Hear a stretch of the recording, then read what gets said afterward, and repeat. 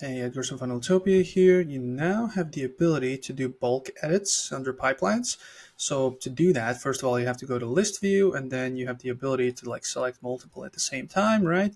And then you can click on edit, and then you can do the edits over here, right? To several opportunities at the same time. And yeah, basically select whichever ones, click on, whatever. For example, select owner, you can assign an owner, right? You can add more fields. Once you've done that, you can add more, and basically kind of, yeah, just do multiple at the same time as opposed to going through them one by one. That's the first thing. Second thing is obviously you can track all the bulk actions over here on the left side under pipelines. And also, if you don't have that feature, then you have to go to settings and labs up top.